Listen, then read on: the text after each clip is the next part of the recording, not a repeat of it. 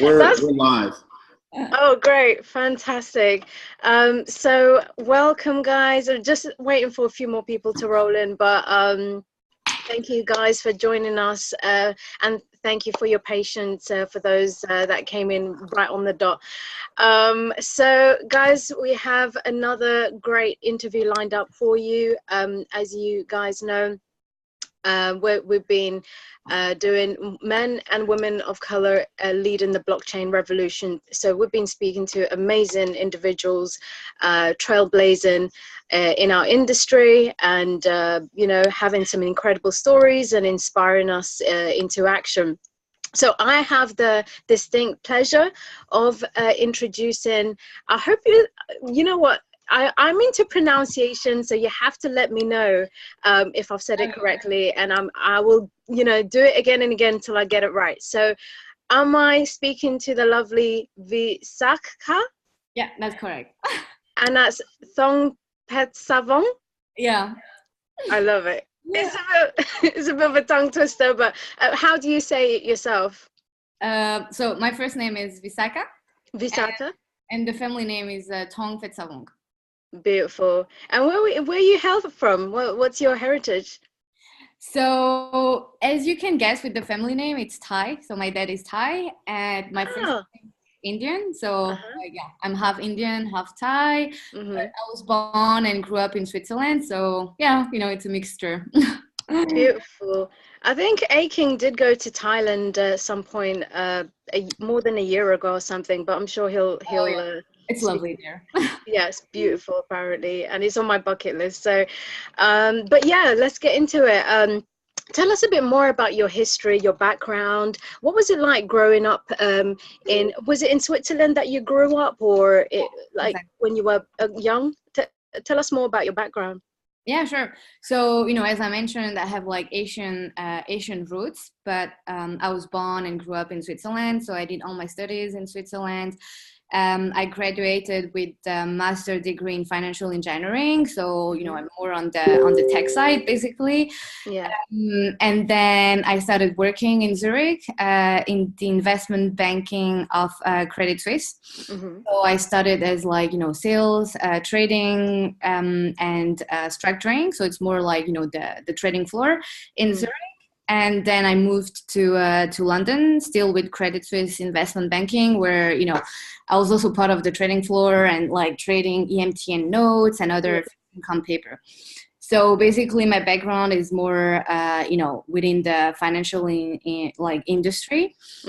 Then I've always had interest for innovation and technology. So I decided to basically quit the banking industry because basically, I loved it initially and I've learned a lot. So it was super challenging and interesting. But, after a couple of years, you kind of get professional into what you're doing. You kind of know everything by heart. So I decided I wanted to try a new experience. So I'm someone who's super innovative and always curious and always willing, to discover new things. So I thought, okay, maybe let's try to make an impact and, change the way things are working currently. So I basically set up my startup in London. I've been working a lot, into the entrepreneurship, venture leg, let's say.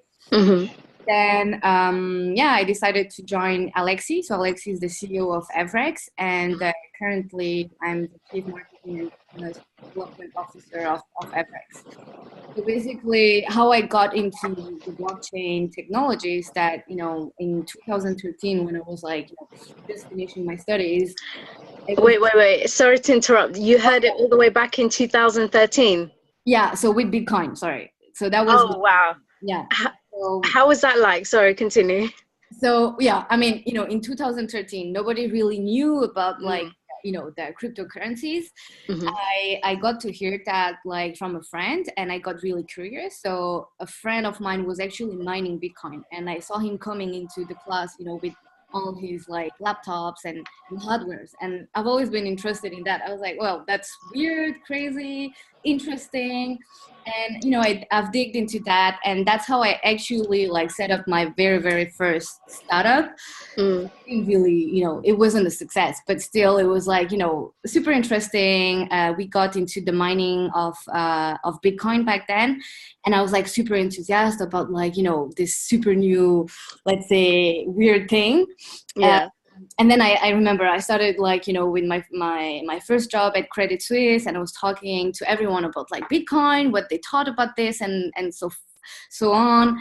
And I still remember my boss telling me, yeah, but this is a scam. I mean, like, how can you trust like, virtual currency? Nobody's going to replace like, the fiat currency. And I believe in that. And, I remember we were still debating about like, the benefits and how the cryptocurrency, but especially the blockchain can change the world. And then I kind of gave up, like, we tried something, but back then it was so early, like, people wouldn't believe at all. And the only people that were on board were just like skeptical as well, because you never know, nobody knew where it was, heading to. Yeah. So I took a break, from the whole cryptocurrency and blockchain and so on. And only like 2 years ago, I've like jumped back because like, I saw Alexi who was pitching about the whole, technology and the impact it's making. And I thought, okay, this time is the right time. So, and since then, like, I'm not stepping back. Yes. You know what? It's so incredible is that you said you have a master's, or at least on your interview, I read that you have masters in financial engineering. Yeah. I mean, going back to that, like your youth and working and experiencing that industry as a woman, as a person who, your heritage from Thailand and India, but grown up in Switzerland, which I heard is absolutely beautiful and absolutely incredible opportunities there. One of the capital of banking in terms of places, Zurich and Geneva and other places.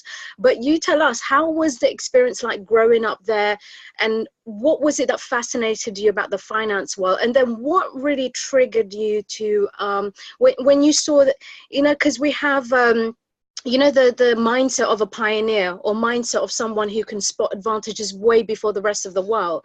Where did you pick those things up? Is it something you got from a younger age, or is it as you worked in the finance industry? How did that develop? I think it's more a part of my personality because, like, since I'm a kid, I love challenges. And I'm never afraid. So basically, you need to get rid of the fear, basically, because like, when you want to try out new things and jump into like, some weird technologies or whatever, you step step out from your comfort zone. So for me, it's more about like taking the risk. And that's basically like, part of my personality that pushed me to really take the next step. Because like, of course, I've learned a lot during the banking, like, experience, because basically, to talk briefly about the experience, there are not a lot of women in the banking industry. It's like one of the biggest industry where you'll never find a lot of women. So, first you have this, how do you say, like stereotype that everyone thinks like, oh, she's a woman, so she won't necessarily succeed, or she got here through whatever reason, right? So, it's more about like, okay, you kind of need to work harder. That's how I felt personally, because there were not a lot of women, and the only women that were like, working on the floor were like the assistants, right? So you already have like naturally, I mean, I'm not blaming anyone, it's part of the society, but I think people see you as not incompetent, but a bit different to men. And it's only like with time, with experience, with like, dealing regularly with you, that people start trusting you and getting rid of those like, false thoughts. So it's true that for me, it was a bit tough being a woman in the industry, but, with time, you get basically the respect you deserve. And it's also, I would say, working in the banking has also given me the strength, and really like, because it's very challenging, you work hard, you're always under pressure, you're always like, working like crazy hours under stress and so on. So I think this has given me also like, good set of skills to basically, take on the risk and move forwards into like, the blockchain technology, try out new things and kind of expand my skill set. So I would say it's a mix of everything, a part of my personality, what I gained, within the challenging environment of the banking industry, and also the fact that I'm very curious and also innovative. So yeah, it's a mix of everything. And when you said you had that experience and that also informed your how you look at the world, how you spot opportunities. We've heard so many stories of people leaving the financial world as well as part of this trend, that they're seeing opportunities for potential, existing and potential clients in the financial industry, and being that bridge. And they've spotted that gap in the market where they could speak the language of the traditional financial world, but then also the blockchain and crypto world, where, as you've been seeing, there's a lot of demand for people to be hired and inform those policies. So what are your thoughts on that? Like, just before you speak about Everix and your experiences with doing the startups as well, what has been your thoughts and your opinions in regards to people leaving the financial industry and going into blockchain industry? Yeah, so yeah, basically I've seen a lot of like, colleagues, or even like, hearing a lot from other people that are basically living not only the banking industry, right, but, the whole corporate industry. In my opinion, it's like, I wouldn't say it's the best thing to do. For my case, for example, I don't regret having the corporate experience, because it's very important. So, nowadays I'm talking to a lot of students who are looking to join directly the blockchain industry. And my advice to them is like, okay, try to gain a corporate or even banking, industry experience. After 2-3 years, you can easily move to the blockchain, because having like, the exposure to well-established entity that is already working and, have like, let's say strict policies, gives you like a bigger mindset in terms of like doing business. So that was something that really helped me. And I totally agree with those people who are, leaving behind their whole set of experience that they gained during their corporate, exposure or banking, work, and moving to the new technologies, because basically banking is always like, doing traditional business, right? So from ages, they're still doing the same thing. And the blockchain technology is mostly like changing the whole environment, changing the whole society, the way people think, the way people work. And basically, it's the next step towards revolution. I would say like more evolution of the humankind. So that's why it's like, it's a very good step to take, but I believe blockchain is here to stay. Future, yeah. I agree with that 1 million. I'm biased, as you can tell. Exactly. So I would say it's the future for all of us, like in different fields, right? Not only finance, but healthcare, logistics, to legal as well. So it's definitely the future. There are more and more like projects on the blockchain. Governments are investing a lot as well. So I would like highly advise to get first a proper experience into like traditional field to be able to better like work with the blockchain technology to execute the the whole solution towards like something that is more value based, basically. And expand more about your startups, because I know you said in terms of leaving, you've had an incredible run in the banking industry, but you really wanted to now stretch your imagination, take risks. And I love, there was something that you said, and I'll let you say it yourself, but taking risks, there's no regrets, it's just lessons. And the way you put it was really powerful, because it was almost poetic. And then you quoted that you got to say it yourself. I'm gonna, it's just better coming from you, William Shakespeare's quote as well. I just thought this woman is incredible. She's on fire. She knows exactly what she wants, where she's going, and you seem to spot the opportunities at the right time. So really speak on that, because I thought that was beautiful, and tied in with your journey. Yeah, sure. So basically, just to get back to the, my life lesson quote from William Shakespeare's, it was that, it is not in the stars to hold our destiny, but more in ourselves.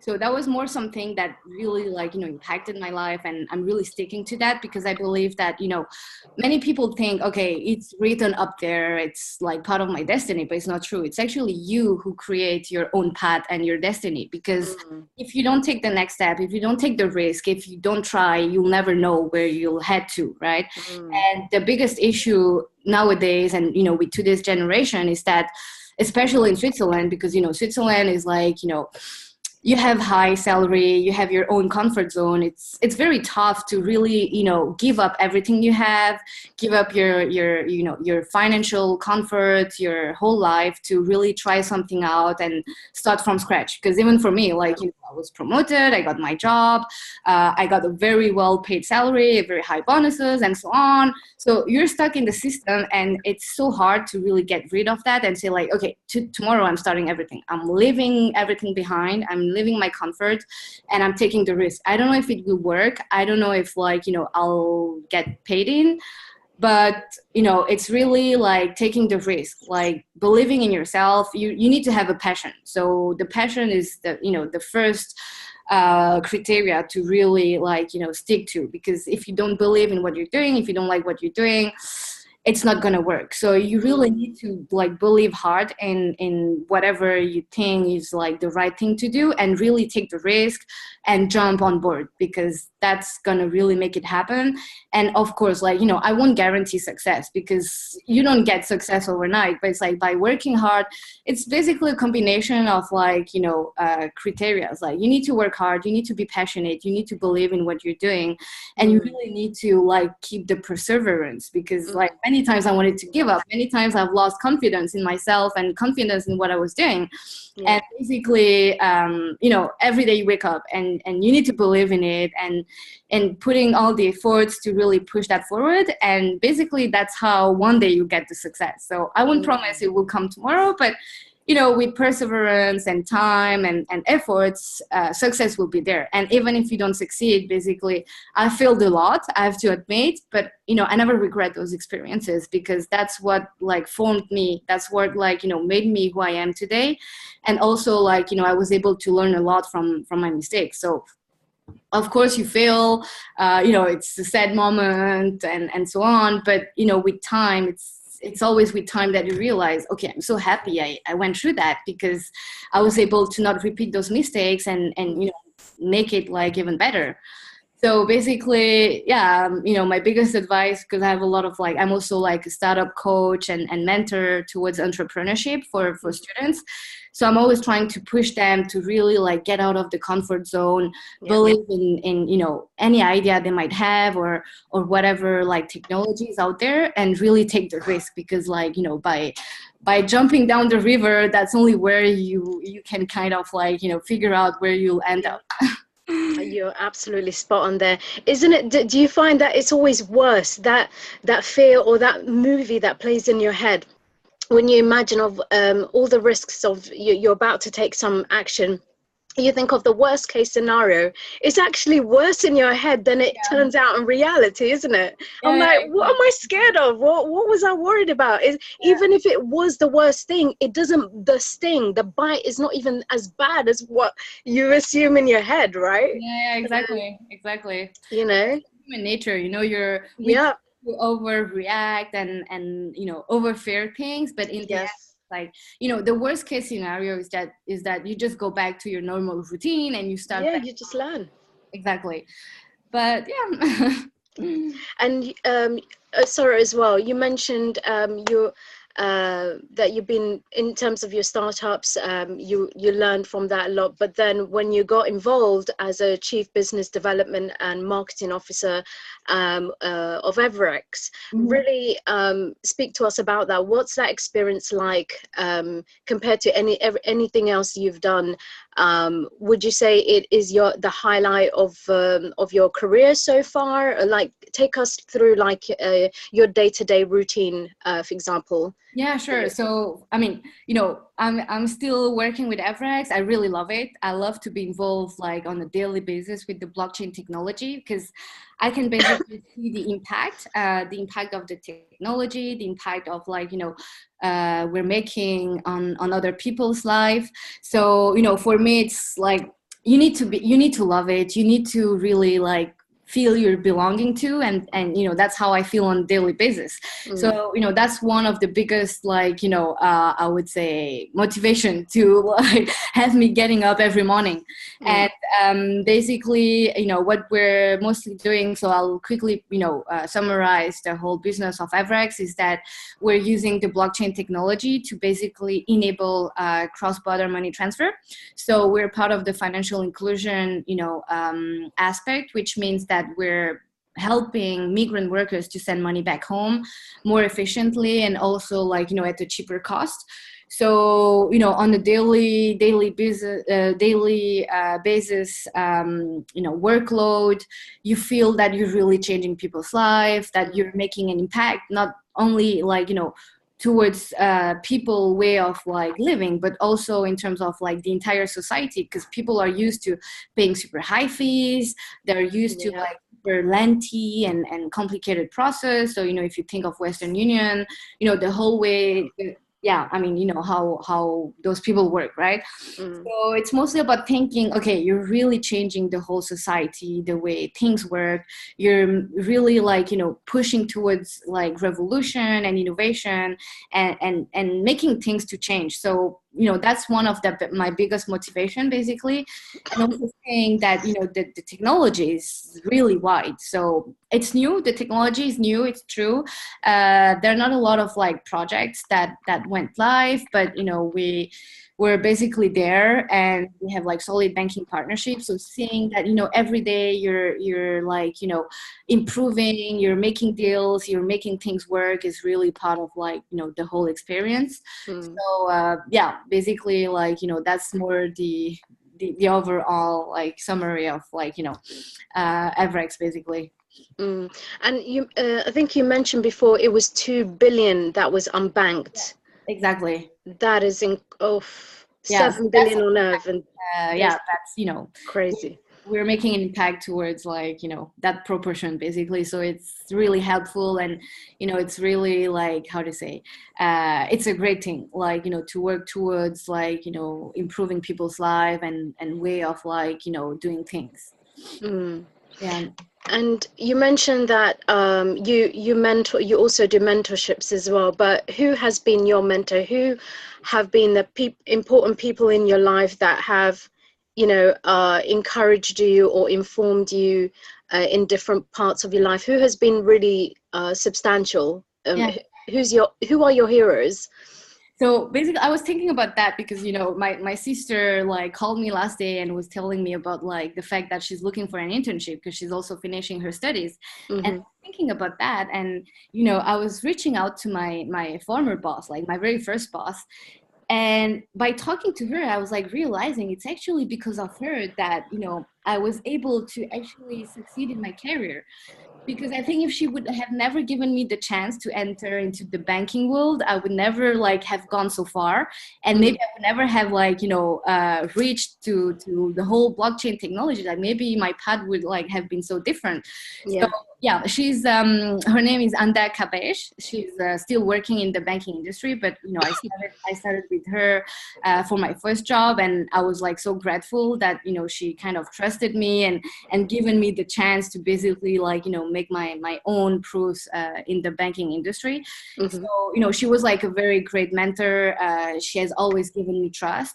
So I would say like, you know, it's very important to really have not only a female like, you know, boss, but a woman that is behind you and really like, you know, giving you the tools to move to the next step and pushing you forward. So she was the very, very first person actually.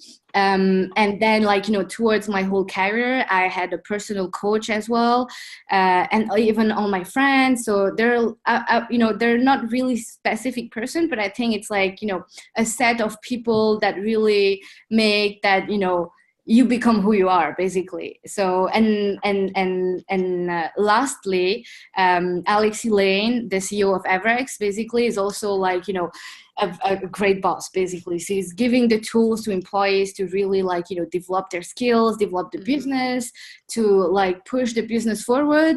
So I would say, it matters a lot about like the boss you have, because I have to admit, like, when I was in the banking industry, my boss was just like, not willing. I wouldn't say he was willing to really push me forward. So you basically see the difference. But when you really have a great boss who is believing in you and who really wants you push, like, who wants to push you forward, wants you to succeed, that makes all the difference. And you always need that person to, like, to whom you can rely, and to whom you can, in the end, like after a couple of years, say like, thank you, this is because of you I'm here today, basically. So yeah. And you know what, I was also thinking about it must have been incredible as well, like not just people within the people that you met in your throughout your career or your friendship, but what was it? Oh, this is what it's very uncommon to meet people, especially females, that have heard about Bitcoin going back as early as 2010, 11, 12, 13. So tell me, like, what has it been in your eyes, right? Experience, seeing how the community was like. You mentioned mining as well, to see the progress, the infrastructure, the people coming in, and all the ecosystem, the way it's formed. What are you feeling like what is it that excites you about what you're seeing so far, despite the bear market? You tell us, like, what you're excited about. What is it that you're looking forward to? Yeah, so basically, and how you found the whole journey from 2013 till now.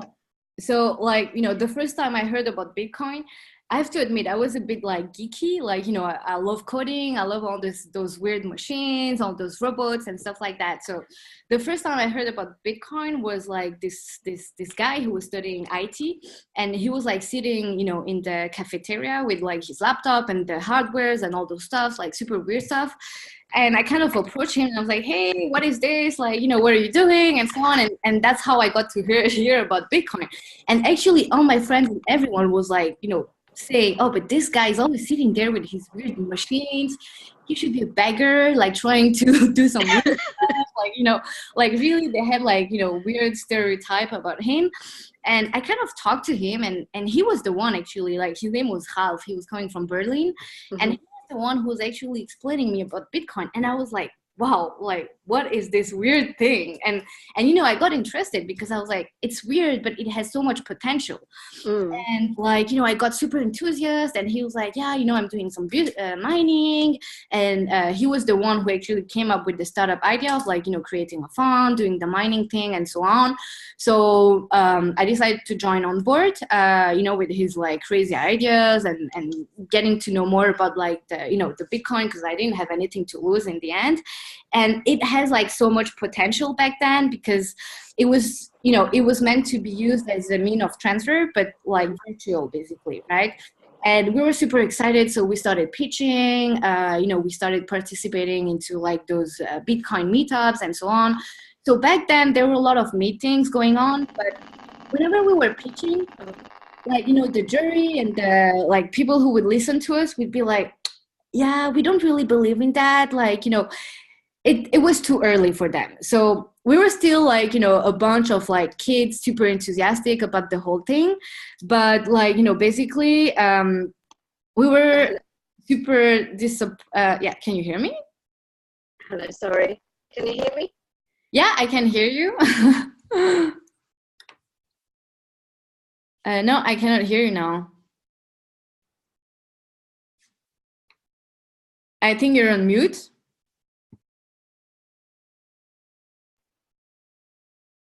Hello? Hello?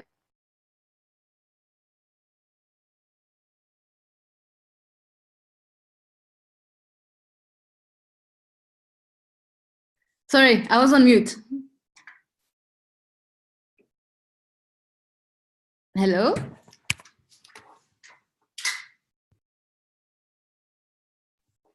Hello? Can you hear me? Yeah, but it's not hear me? clear. It's not clear.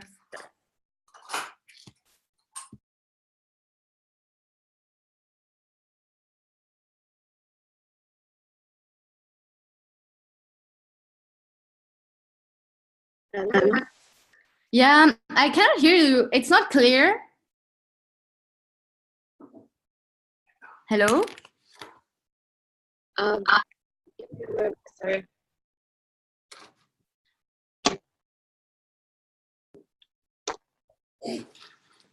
I'm gonna try my iPad.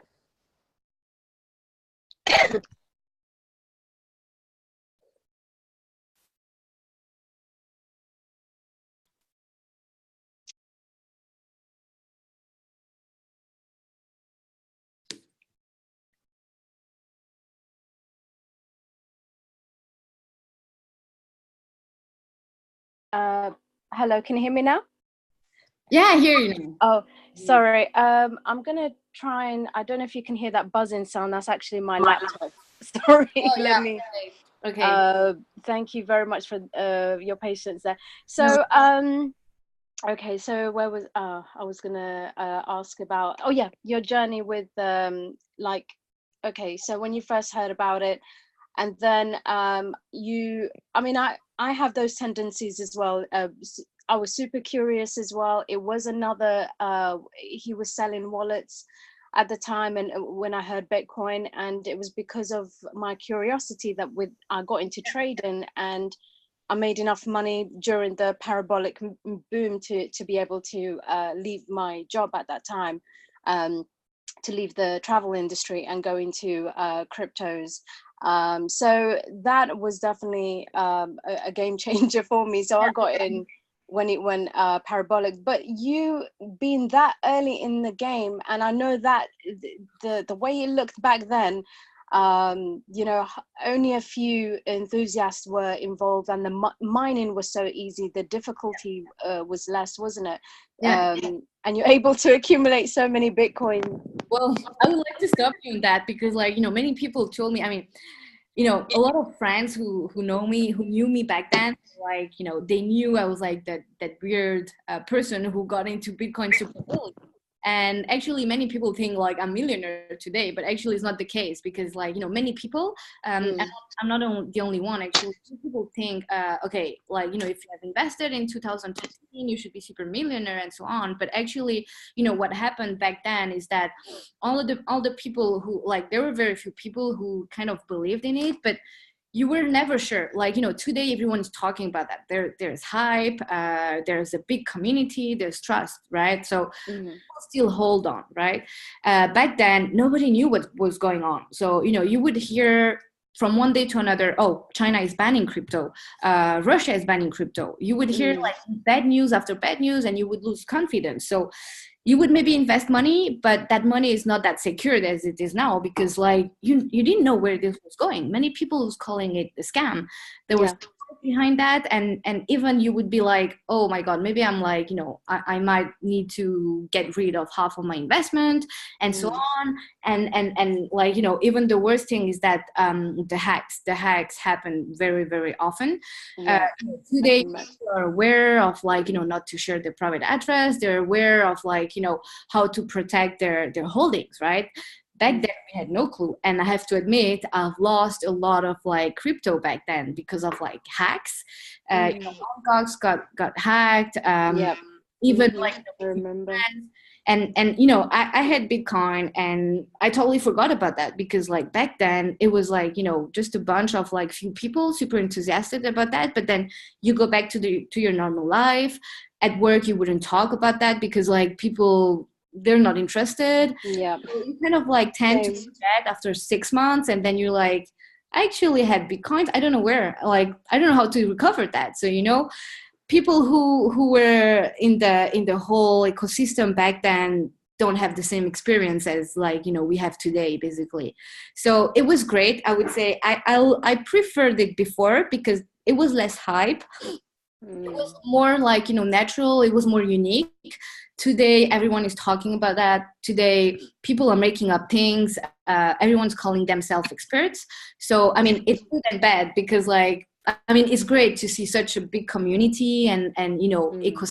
It's great to see the whole evolvement, but it's also taking a wrong direction where we see more and more like scams, more and more like, hacking methods and so on. So, I mean, it's good for scammers because it gives a new opportunity to become richer. But, in terms of like the good path of the, evolvement of the technology, it's even more complicated. But with time, the real ones will survive. And that's where we basically see like, the real cases. But I would say like, back then I really loved it because it was so challenging. It was so like, it was like, a mystery. You didn't know where it would head to. From one day to another, it's just like, the government is banning it.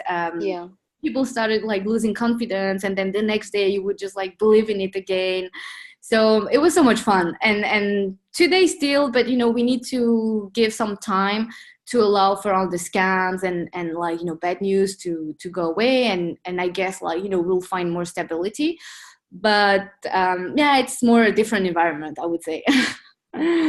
It must be, what, I'm still trying to process everything because it literally goes at the speed of light, doesn't it? There is regardless of where the price is, do you find that there's always news or developments or announcements from different stakeholders in the industry saying that, and also more the importance, what they're doing, watching what they invest in, their resources and time and so on. What do you feel like? Do you have any particular strong opinions on what concerns you? Like, for example, that you have an opinion on the Mount Gox, the bust that happened then. And then last year in 2018, we saw several exchanges being hacked. I mean, some of them still, when they did a review, they mentioned that the security they were warned and they didn't invest enough in their security budget, and the people that were responsible, the type, the quality, the caliber of people that they hired to build these, protections in place. What is it? Is it ever possible to stop these hacks? Will we always have scams, or what's your opinion on that? Like, will we ever get that reduced or eliminated? Basically, we will learn from failures. Of course, we will learn and we'll try to improve the whole system. But the problem is that you'll always find people who are trying to find new ways of hacking the whole ecosystem. So, it's the same with traditional finance, right? Like, Swift, for example, Swift are, they're the biggest, basically, corporate as payment messaging. And that's what most of like all banks are using Swift, right? And Swift, like on a monthly basis, they face millions of hacks. So, I had to do some analysis about like, Swift hacks, and the latest one was like some banks in Afghanistan that got like millions of hacks. And that's something you cannot avoid. You can only improve, like you can only learn from like, the failures and improve the system, but people will always find new ways to scam and hack. And, it's up to us to really like, improve the whole technology, make it stronger. But I don't think that's something we can get rid of because, nowadays in terms of like security, it's more and more tough, I would say. You find new ways, but people will find other ways to like, find failures. So I wouldn't say it's impossible, but it's tough. Yeah. And is there any information, and I wouldn't say inside information, but is there any news or anything that you've heard or of where, because of your experience and insights that you've gained in the banking industry, is there anything that that we don't know yet that you're willing to share? Or I'm not saying that you would, but just any interesting information that you think is quite unique, or something to keep an eye out on? Like, is there anything, you know, with that industry that, you know, they'll be looking to do or explore or exploit in the blockchain industry? What particular thing? Because we've seen Morgan Stanley, JP Morgan called it a scam. I mean, James Dimon called it a scam. Then we find out he's part of the Ethereum Alliance network, and he's been saying good things about Ethereum. You know, tell me what are your views on how banks are looking to move and influence in the blockchain space, and So what do you think? basically, you know, banks will always stay in the backward of the whole ecosystem, because if there's something going wrong, they'll be the first to be blamed. And banks and bankers are still, like, you know, in the traditional space. So it's very, very risky. Even if they believe in that, even if, like, you know, they have a department, they wouldn't publicly release that, because, you know, having worked in that like, you know, industry, we have a lot of pressure. I mean, we have a lot of internal policies that need to, like, respect the reputation of the, you know, the company, of the bank. And there are a lot of, like, very strict like policies and procedures internally. So even if they believed in that, even if they're about to make an impact, that wouldn't be, like, you know, publicly disclosed. However, what I'm pretty sure is that we'll see more and more institutional being involved in the whole ecosystem, and mostly governments, because you know, the blockchain is more a governmental process. So I would say, without governments, without bank, without, like, solid corporation, the blockchain will not, like, succeed, because, you know, it's a pact. It's basically a deal that, you know, the whole projects need to make with the blockchain companies. So it's a matter of, like, time until, you know, we can securely and publicly release any information. But this will come, like, you know, it's just a matter of, like, making sure they will know there will not be any, like, risk to the whole financial system, to the whole, like, you know, ecosystem, and that things can be smooth, and that, like, a lot of those testings are happening, and, you know, really, like, making the whole technology secured and valid. So once this will happen, once, like, you know, governments are like sure about, like, the whole output of the technology, for sure we'll see more and more governments, like, releasing, you know, publicly news about, like, you know, the involvement of the blockchain technology, and even banks as well, right? So for now, it's very risky. I've been working a lot with, like, smaller private banks. I know that, you know, a lot of them are being involved with the technology, with the cryptocurrencies, but they're not talking about it at all. It's like, you know, they're scared. They're scared about, like, reputational risk, and, you know, like, potential damages, because, like, you know, blockchain is still new, blockchain is still to be proved. So it's a matter of time until, like, you know, the whole world will be based on that. But, you know, it's basically similar to internet. Like, today, nobody, like, you know, talks about internet. I'm using internet every day. I don't mention it. And that's going to happen. It's going to be the same with the blockchain. It's just the technology, and people will more see the result, will more see the impact that it's making, rather than the tool, basically. So that's more, you know, that's more the future that I see, but it's a matter of time. So we need to be patient. We need to stick to it, and you know, believe in it, and making it happening, and proving the, you know, the real value of the technology. And especially with young people, they're definitely embracing not just blockchain and cryptos, but any type of innovation. There's really this disruption in thinking, isn't there? Like, how we redefine value, and we already know the idea of a job for life has long gone. Automation, AI, machine learning, all those things are now Internet of Things. That's it's not a case of if, it's when, it's here, right? Exactly. So what's your opinion on that? Do you think that a lot of because some of the people that have concerns, I mean, I would say, even though we have a lot of technology, we have a lot of opportunities, there's a lot of uncertainty everywhere, politically, socially, especially for young people, and whether they're going to have pensions, or, you know, and so on. What's your view on how this space, blockchain space, do you think this is the answer? Is this how we now take control of our financial destiny and use this to create our own wealth, our own pensions, and not worry too much about the government trying to handle our business when we're older. Like, it's so tough for young people. What's your advice for them? So for me, that's basically how I see. Like, you know, people will become more and more independent. There will be more and more startup that are like making things like becoming more decentralized, so to say. So it's just a matter of like adoption. People need to get used to like the whole innovation, the fact of like, you know, you're no more depending on a central bank. You're no more depending on you know, this well-reputed bank, but you're depending on like the internet bank, right? So with a matter of time, you know, people will trust the system. People will see that actually there's no failure in the system. There's no risk. And, you know, the next generation will definitely live differently to what we're living today. So, you know, today I'm still washing my dishes, but maybe the next generation will, like, everything will be automatized with robots, and they would be talking on a daily basis with robots. So Yes. that's part of innovation. For sure, there are risks, but it's more a mindset and, Yeah.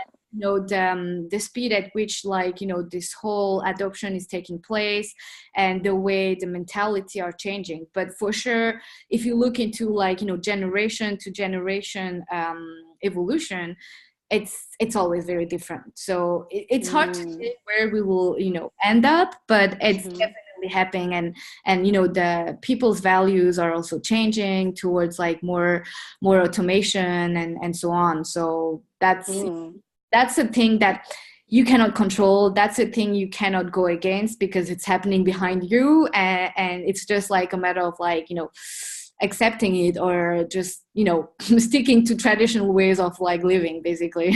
Yes. And you know what's making me kind of giggle right now is because I read this article saying how we will have a future where already we're seeing smart appliances where it can measure certain things, and if you're low on certain foods or drink, or it weighs it or whatever, or it's pre-programmed. So if you have one milk left, you never have to worry. It orders, it talks to the supermarkets and orders it for you. But someone actually said, someone actually said this as well, that and they read the article and commented and said, we're going to end up having, if we don't like our husbands, wives, girlfriends, boyfriend, parents, we're going to have robot husbands to stand in the middle, compare, and then if they want their old wife back, new wife or whatever. It's scary. It could be, who knows? Can you imagine that? Because we already know, because Japan, I love Japan, by the way, because of the robotic, they're so far ahead. But they have, I mean, robots is a way of life for them. They have robots that do a lot of tasks. So I'm curious to know, though, where you integrate, hello? Oh no, she's gone. Oh no. So we've I think she accidentally pressed on a button, but hopefully she'll be back with us. Yeah, it's about to be an hour anyway, so you can wrap it up. Oh, bless her. I wanted to say goodbye. But anyway, that was fabulous. Lovely speaking with her. I hope you guys got a good value from that. As ever, we're back every Wednesday. Sometimes we may do Friday as well. But join us next on Friday. I think it's was it midnight London time, 6 p.m. Central time, 7 p.m. Eastern time. So I need to get her details as well. I needed to know. In fact, let me see if I can find it very quickly. Just post it in the video. Just post it in the video once it goes live. Sure. Yeah. So okay, no worries. I'll do that. So thank you very much, you guys. Have a lovely day, and peace out. Thank you.